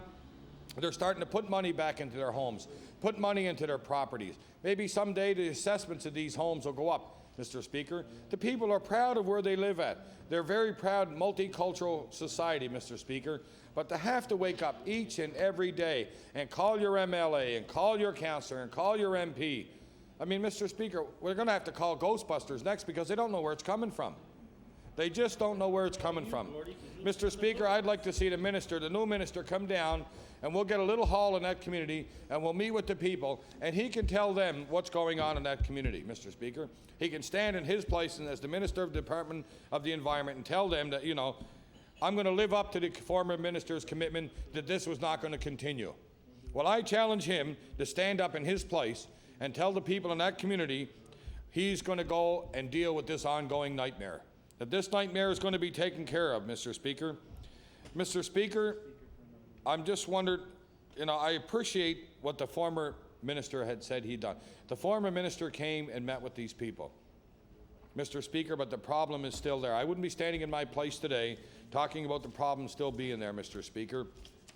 So, like I said, I would like to challenge the Minister of the Department of the Environment when this House is finished and rises, to come down and meet with the people, and he's going to get up in his place and say, well, you know, we've asked, the Department of the Environment had asked these industries to give them an action plan.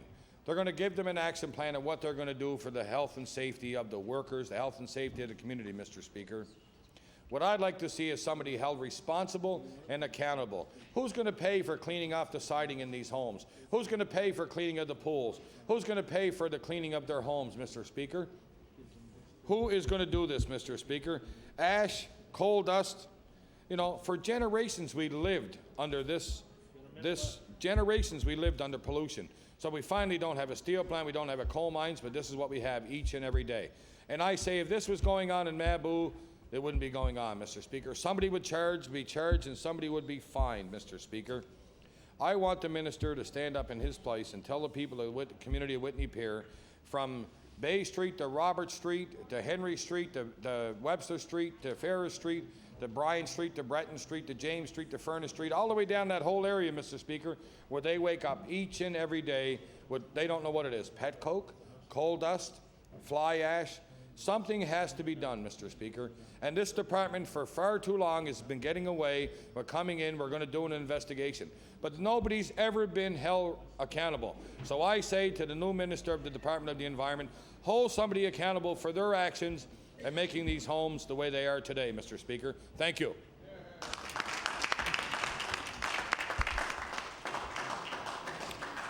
Thank you. The chair now recognizes the Honourable Minister of Environment and Labour.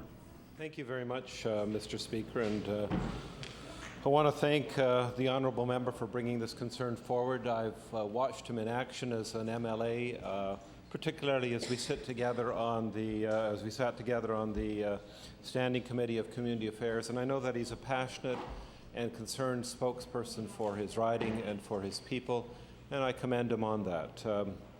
I do want to speak to the dusting issue, but he did challenge what would happen if a dusting issue took place in Kings North. And just as background, we had one in Kings North in the town of Port Williams. The thing that made it a little easier there, Mr. Speaker, in terms of determining who was the culprit, was that there was the one industry there. It was an industry that caused the dusting, but even though we knew which industry was causing it, we had a terrible amount of confusion and time trying to determine what exactly within that industry was causing it and how exactly to fix it up. And it took quite a long time. I was MLA for that area, and my present president of the Kings North PC Association was the one whose house was most directly affected by this dusting incident in Port Williams, and so I heard from him on a continual basis. So I understand, Honourable Member, when people phone you, particularly people who you're friends with and people who you happen to live beside, how disconcerting this can be. And so I want to extend my sympathies to the residents of the Whitney Pier area for the inconvenience they've had to put up with. it is a disconcerting experience, as I know from my own experience in Kings North, and I assure you that the Department of Environment Labour is devoting the appropriate resources to finding the source of the material. And that's, of course, the difference between my case, where there was only the one possible culprit, which we identified fairly quickly, and the case here, where it's located in an area surrounded by 3 heavy industrial sites. Cisco, the Provincial Energy Ventures bulk handling facility, which handles coal and salt, and the Logistic Stevedore bulk handling facility, which deals with coal and pet coke. Derivative of bunker C that's almost all pure carbon. And I know the MLA for the area knows this well, but I'm just sharing this for the elucidation of other MLAs in the House who may not be aware of the industrial site surrounding this particular community in Whitney Pier. And that, of course, makes it a little harder. As I said, in my issue, Mr. Speaker, there was only the one site, but even then it took a while to figure out what was causing the dusting and to figure out how to stop it. So with these 3 sites, contacts have been made with all the major industrial firms in the area. Each firm was asked to review their current dust management plans for completeness and implementation. The exception, Mr. Speaker, was Cisco. And Cisco was required to submit a plan by Friday, June 30th, so just very recently. That plan has been received by our staff and it's currently being reviewed, and we're looking into it. Soil stabilizing cement was added to the fly ash pile at Cisco on Sunday, June 25th. And paving is planned soon for the Cisco access and internal roadways. And again, we're not sure what's causing the dusting, and that's the problem, Mr. Speaker. But all these things, of course, we expect will have some measure of mitigating the problem. And a water truck has now been dedicated to the Cisco dust suppression program. So there is some progress, and as I said, we've received the dust management plan from Cisco on Friday, June 30th, so just a few days ago, right before the long weekend, and we're reviewing it in our staff. The MLA for the area may be pleased to know that one of the very first items I was briefed on was this item. So clearly the department staff have it on their radar. There was a joint meeting with the majority of operators held on Thursday, June 29th, again very recently, Mr. Speaker, to discuss the merits of a common response, because it seems like the 3 industries are going to have to work together in order to provide alleviation for the problems and for the residents of that area. And this would provide a sort of one-window approach, and I think that is new, and I think that will be beneficial to the residents to voice their concerns and to have their concerns addressed as well, Mr. Speaker, rather than having individually to try and deal with these problems. We still haven't confirmed the source of the dust, and that's what we're focusing on now. We've been taking statements from the complainants as well as other potential sources, and the analysis of samples that we've taken there are expected by July 20th, so it won't be a long wait for those residents, and we're going to get on this very quickly. Staff have met with each complainant, Mr. Speaker, and are still in the process of following up on new calls.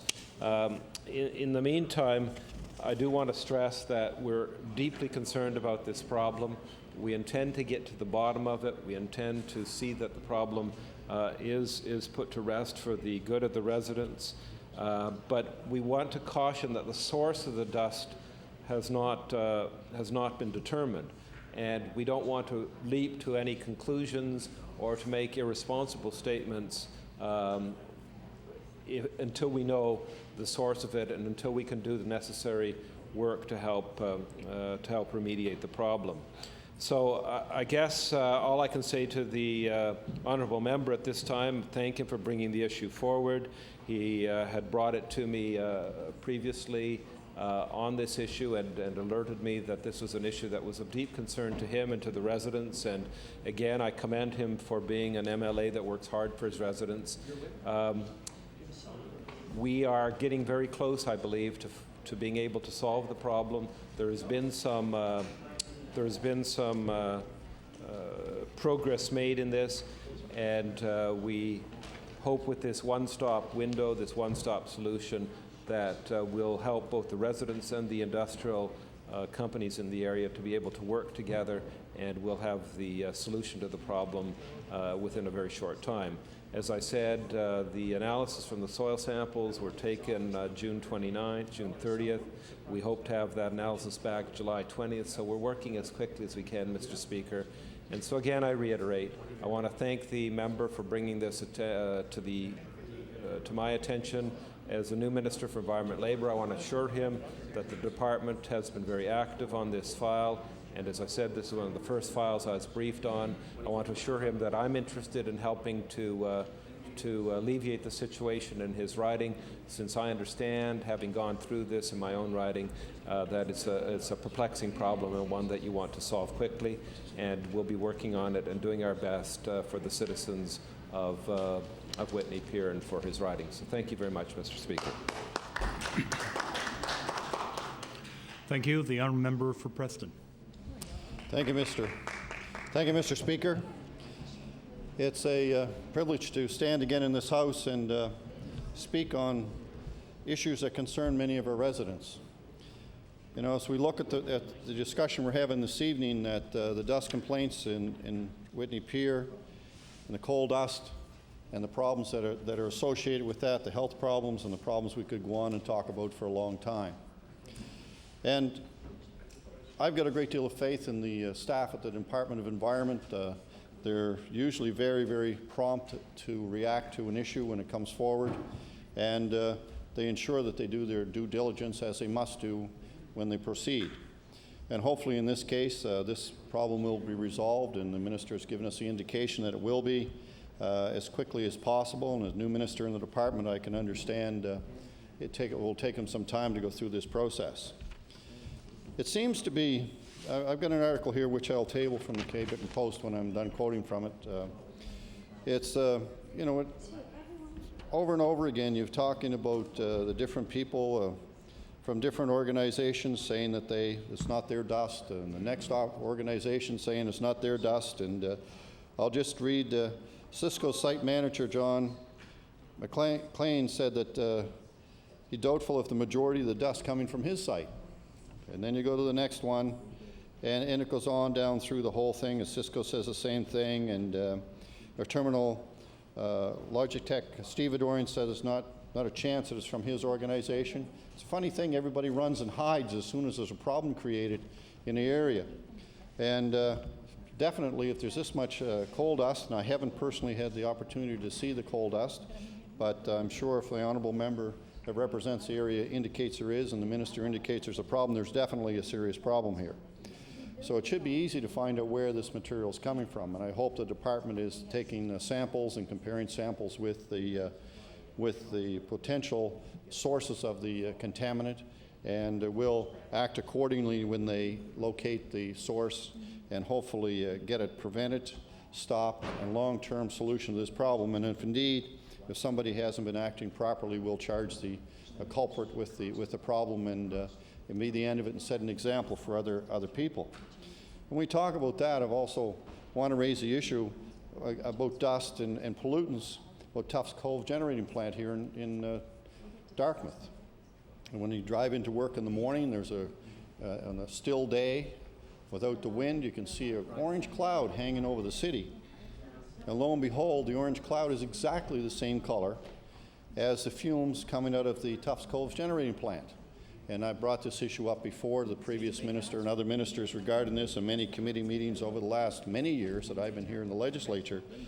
And at one time, one of the engineers in the Economic Development Committee many years ago from Nova Scotia Power said, we don't pollute. You know, the stuff you see from there is not pollutants. Well, that's been proven wrong.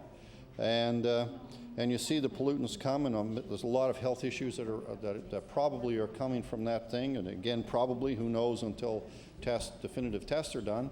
And last year, the year before, I asked them, who monitors this? And they said, well, the company does. Nova Scotia Power does. Well, that puts the onus on the company to tell us whether they're polluting or not. Doesn't sound right to me. And that's something I would probably at a later date ask the minister to check into, because I think if we're going to set up regulations like this, and the same thing would apply in Cape Breton where you're having this coal dust. It should be something that the Department of Environment themselves should monitor. It's so important to make sure that people's health are protected, especially our environment overall is protected. And I think it's time that the Department of Environment maybe spend some more money on monitoring and direct monitoring of these organizations and set the standards pretty high so we can cut down our healthcare costs and all the other costs that are associated with that. Never mind the individual costs in the families when someone in the family gets ill that could have been prevented. I'm not saying that this is causing a health problem, but all indications are in other areas that this sort of pollution does long-term cause health problems, and it's something that should be totally investigated. You see our healthcare costs soaring in this province to a point that we're not going to soon be able to afford to pay for them. We're going to have to very seriously look at these pollutants, see if we can stop them, especially when they're in our own backyard. And you see Nova Scotia Power, if I believe, and I can't remember the exact number, is one of the worst polluters in all North America, number 3 in all North America. So that tells us there's a serious problem here. And I think it's time that we looked at these issues, that we have to go forward with and make sure that our citizens are protected. I mean, it's one issue to get coal dust on your car and on your home and all that stuff. And that is a serious issue because it will probably do some serious damage over time. But what about the people who are breathing this coal dust in? What about the people in Cape Breton that are doing that? What about the people here in Halifax and Dartmouth and the surrounding areas that are breathing in the fumes from the oil refinery here in Eastern Passage, in Woodside to be exact? And I used to live near that refinery, and I can tell you some mornings I get up and my vehicles were covered with black soot. And the smell was atrocious from the refineries. Now, they've improved things a lot in the refineries since then, but again, it's an area of pollutants.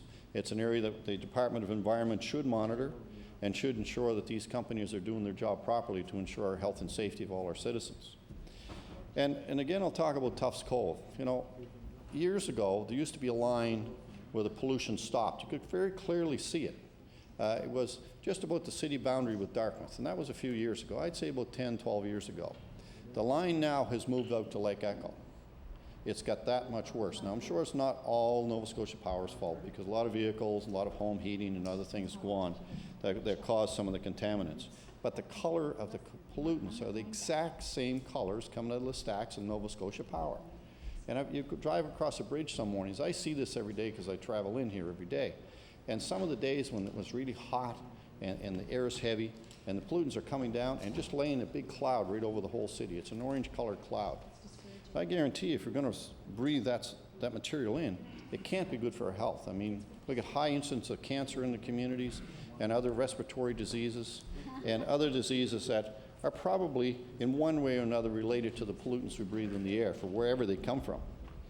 So I would encourage the department, and more than encourage and insist, that they start monitoring these potential sources of pollutants, see what the exact pollutants are in the air, see if there is a direct correlation between what's being spewed into the air and what we breathe and the health and safety risks that are associated with our residents, and see if there's a connection between the respiratory problems and the chemicals that come out of the air, and see if there's a correlation there. If there is a correlation, it would make a lot of sense to tighten these regulations up sooner than later. It may be cheaper to have the province helping implement some pollution control equipment than it is to pay for health care costs and all the suffering and pain that goes with the health care costs of people not being well enough to continue with their work, the stress in the families if someone happens to die from an illness that could be prevented, and all the other things that could be the case. You know, we talked many years ago, remembered in this house, we talked about smoking and the issues of smoking, and everyone knew at that time it was dangerous.